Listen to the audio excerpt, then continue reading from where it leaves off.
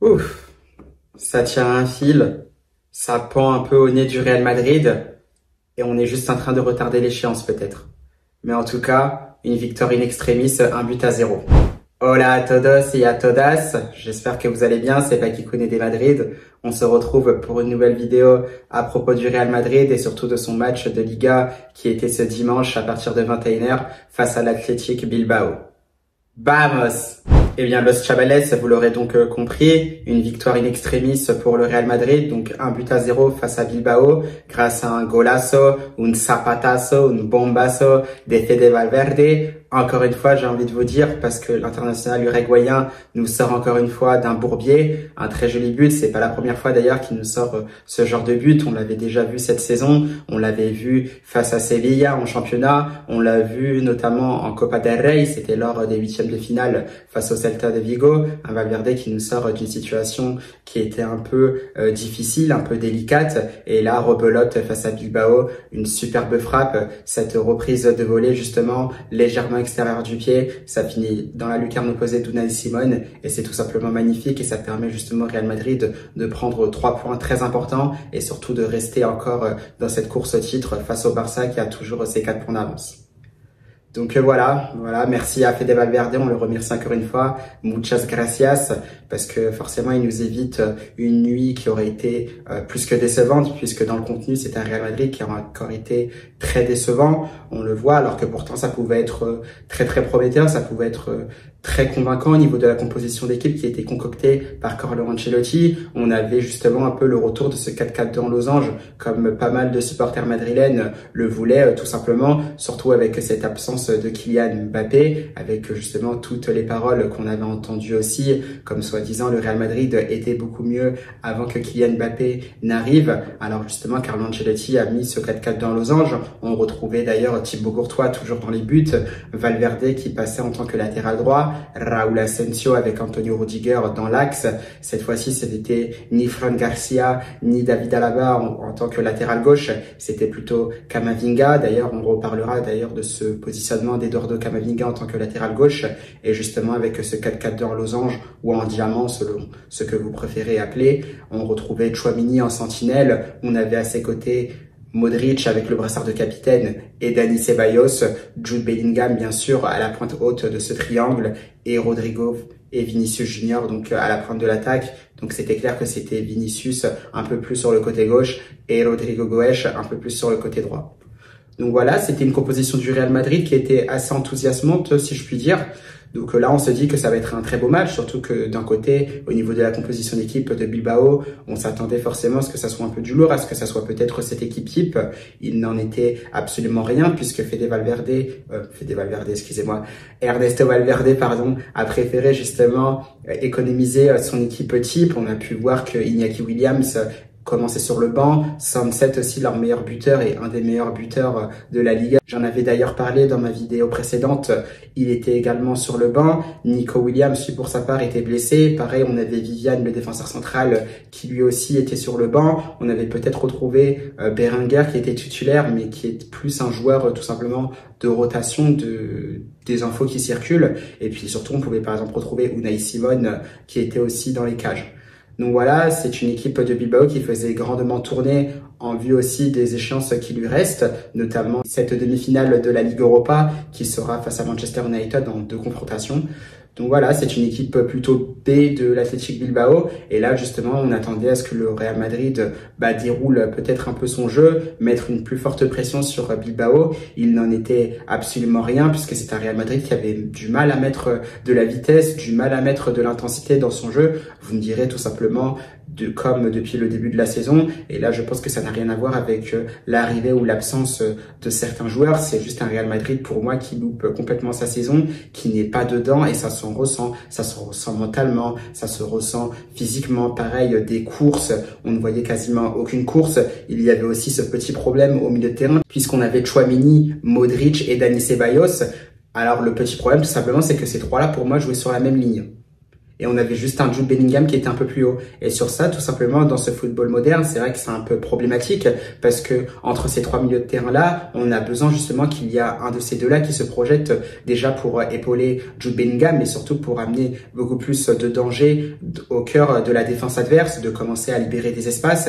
Et là, c'est vrai qu'à partir du moment où Ceballos ou Tchouaméni et justement Luka Modric étaient sur la même ligne, notamment pour ressortir les ballons, bah tout de suite ça devient beaucoup plus facile pour cette équipe de Bilbao de presser, même ils n'avaient pas forcément le temps de presser. Pareil aussi des fois quand on avait la possibilité de partir en contre-attaque, voilà, ils avaient un peu le temps de revenir, tant c'était un Real Madrid justement qui avait du mal à mettre de l'intensité.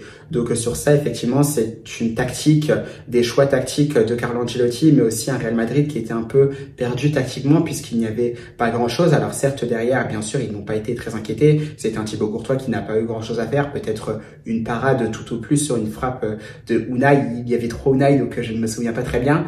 Du moins, il y avait l'un des Unai justement qui avait tenté de croiser sa frappe pied gauche.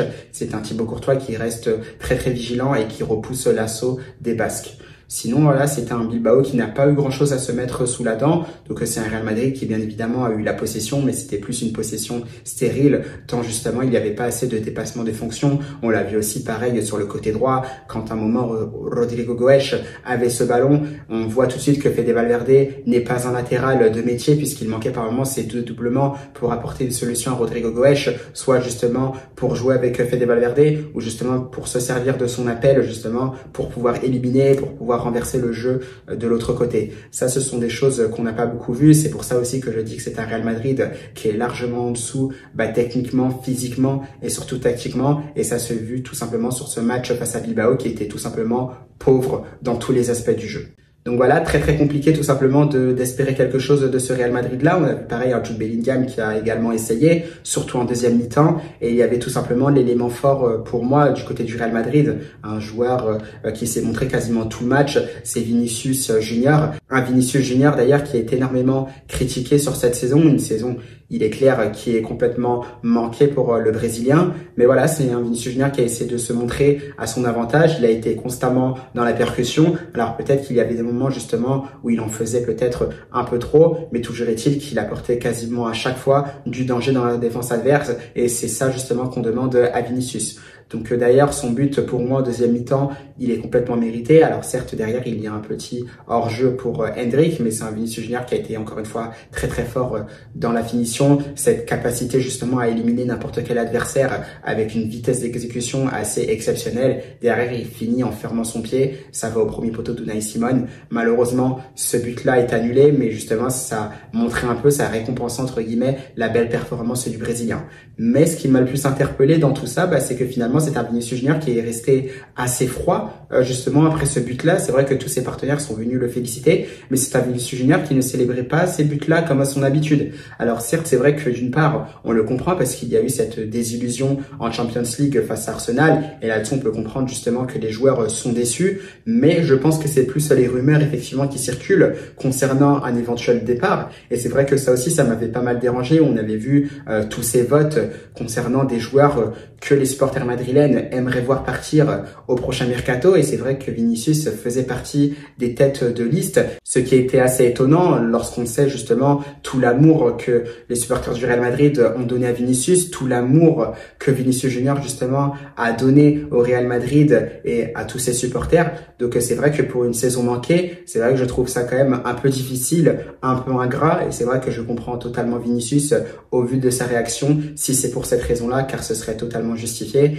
Et pour ça, Vinicius Junior, vous le savez, moi-même, vous le savez, le premier, je l'ai vu arriver, Vinicius Junior, tout jeune, j'ai vu son évolution, j'ai vu comment il est devenu l'un des meilleurs joueurs du monde, et pour ça, il mérite carrément tout mon respect, même si par moments, c'est vrai, il passe carrément à côté de ses matchs.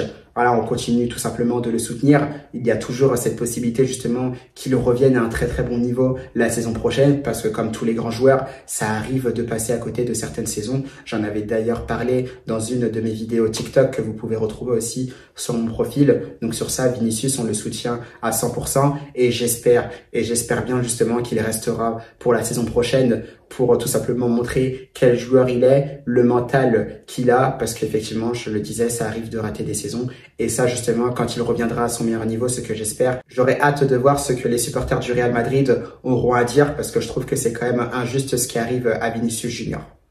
Donc voilà, Vinicius Junior qui a été très très bon. On aura besoin de lui également justement pour la finale de la Copa del Rey face au FC Barcelone qui sera la semaine prochaine. On se projettera d'ailleurs sur ce match-là. Donc ce sera dans une autre vidéo. Entre-temps, bien sûr, il y aura ce match de championnat face à Retafe. Ce sera aussi la semaine prochaine, donc en milieu de semaine. Donc là, on se projettera petit à petit. Mais on aura bien besoin de Vinicius Junior à peu près à ce niveau-là pour espérer quelque chose dans cette finale de Copa del Rey. Sinon, second point aussi, c'était peut-être aussi le placement de Camavinga. Alors c'est vrai que c'est un Camavinga qui commençait aussi arrière gauche. J'en avais d'ailleurs parlé aussi sur une vidéo TikTok que vous avez peut-être retrouvée en shorts sur mon YouTube. Et tout simplement, c'est un Camavinga qui était un peu plus à l'intérieur dans son placement. Alors son placement, il est tout simplement intéressant puisqu'en rentrant à l'intérieur, c'est vrai que vous libérez Vinicius Junior sur son côté gauche, tout en sachant que Vinicius Junior, on n'a pas forcément besoin de latéral gauche avec lui qui dédouble puisqu'il est capable de faire cette différence tout seul. Donc voilà, c'était un Camavinga qui rentrait un peu plus à l'intérieur pour essayer peut-être d'apporter un surnombre, notamment dans l'entrejeu, pour avoir cette supériorité numérique aussi au milieu de terrain. Mais c'est vrai que c'est un peu compliqué parce que ça s'est pas bien vu tout simplement avec, comme je vous le disais en début de vidéo, ces trois milieux de terrain-là, avec Tchouaméni, avec Modric, avec Dani Ceballos qui étaient sur la même ligne, un Jude Bellingham qui était un peu plus haut, ce qui faisait qu'à un moment, ça se mélangeait un peu, ça se marchait un peu même avec Jude Bellingham, et c'est vrai qu'il n'y avait aucune cohérence justement dans ce positionnement tactique de la part de Camavinga. C'est pour ça que je trouve que c'était un peu difficile à cerner, difficile à comprendre, un Real Madrid tout simplement qui n'est pas dedans, et ça s'est vu dans les placements tactiques, avec Camavinga qui illustrait aussi tous ces schémas de jeu qui étaient un peu incompris, qui n'étaient pas en place tout simplement côté Real Madrid. Alors certes, ça d'un côté, c'est Camavinga, mais on a pu le voir aussi puisqu'on sentait aussi qu'il manquait un attaquant, notamment dans les derniers tiers du camp adverse. On l'a vu notamment où il y avait des centres qui étaient déclenchés, ça manquait de présence. Alors certes, à un moment, il y a eu ce super extérieur du pied de la part de Vinicius Junior pour un Jude Bellingham qui attaque parfaitement la zone en venant de deuxième ligne. Il arrive à se matcher sa tête et là, c'est vrai que je pense que ça va un peu vite parce que justement, il essaye de décroiser sa tête. Mais moi, je pense plutôt qu'il doit essayer de mettre le ballon d'où ça vient. C'est plus facile à dire qu'à faire. Et sur ça, Jude Bellingham, il a essayé de faire ce qui paraissait le plus simple, ce qui paraissait le mieux, ce qui paraissait le mieux correspondre à l'action qui était en cours, c'est-à-dire essayer de décroiser sa tête. Et là, on a eu un super gardien, c'est Unai Simon, super parade parce que c'est vraiment une paradone d'Unai Simon, cette claquette justement pour mettre ce ballon au-dessus de la barre. Et ça, c'est vrai que c'est dommage, c'est vraiment peut-être la meilleure action de ce match, cette connexion entre Vinicius Junior et Jude Bellingham. Malheureusement, ça n'aura pas fait but. Donc voilà, dans l'ensemble, c'est ce Real Madrid-là qu'on a vu. Et puis derrière, il y aura aussi ce but de Fede Valverde qui est tout simplement incroyable. L'enchaînement est parfait. Donc c'est vraiment un zapatazo, bombazo. Il n'y a rien à dire puisque j'en avais déjà parlé en début de vidéo. Et j'espère que Fede Valverde continuera comme ça. Et surtout, on a vu que lorsqu'il était au cœur du jeu, justement, il est plus intéressant parce qu'on le voit beaucoup plus souvent en position de frappe. Et avec la qualité de frappe qu'on lui connaît, voilà, ça fait très souvent ficelle et justement, Valverde, c'est une arme redoutable dont chaque adversaire se méfie bien évidemment parce que moi, j'ai pas toutes les stats, mais généralement, Valverde, quand il marque, c'est surtout sur des frappes lointaines et ça a encore été le cas ce soir. Donc voilà pour ce match du Real Madrid, dans un sens où j'étais un peu déçu de cette performance dans la globalité, encore une fois, mais ça c'est le cas depuis le début de la saison. Ça maintenant on l'a vu, c'est clair et net, vous pouvez essayer toutes les compositions d'équipe que vous voulez cette saison, vous pouvez jouer en 3-5-2, vous pouvez jouer en 4-4-2 en losange, vous pouvez jouer en 4-4-1, vous pouvez jouer... je sais pas, en 5-2-3-1, tout ce que vous voulez, même en 3-3-3, je ne sais pas, ça ne passe pas avec le Real Madrid de cette saison. On a vu, il manquait beaucoup trop de cohérence dans ce jeu-là. Un Real Madrid qui n'est tout simplement pas dedans, ça se voit aussi au comportement des joueurs. Pareil aussi, regardez dans quel état finit Jude Bellingham à la fin de ce match-là. Donc voilà, ça ne passe tout simplement pas cette saison et il faut l'accepter. Bien évidemment, il faudra finir cette saison du mieux possible. Tout est encore possible, on peut encore tout gagner, même si on est en ballottage défavorable. Donc sur ça, on verra bien. Mais ça, c'est clair et net, c'est une saison qui sera vite à oublier, même si on pourra quand même garder des notes positives pour se projeter sur la saison prochaine. Dans tous les cas, c'est vrai que c'est une Liga qui est vraiment très très disputée, même si le Barça a toujours ses 4 points d'avance. Pour l'instant, ça se jouera certainement sur le dernier Classico. C'est vrai que c'est un Barça qui aura énormément de marge. Pour l'instant, c'est toujours 4 points. À voir ce qu'il se passera lors des prochaines journées. Donc, à partir de mardi et mercredi, je pense peut-être qu'il y aura des journées aussi le jeudi. Donc, on verra. Tout se jouera peut-être à ce moment-là. Eh bien, Los Chavales, c'est la fin de cette vidéo. J'espère qu'elle vous aura plu. J'espère que ce match qui était vraiment somnolent, qui était vraiment ennuyant de la part du Real Madrid vous aura quand même plu. Moi, pour ma part, c'est bien évidemment ce but de Valverde qui m'aura bien réveillé. Dans tous les cas, on se projettera sur d'autres vidéos. On parlera du match entre le Real Madrid et Retafe qui sera, je crois, ce mercredi. En attendant, moi, je vous souhaite évidemment un bon début de semaine, des joyeuses Pâques et surtout, à la Madrid!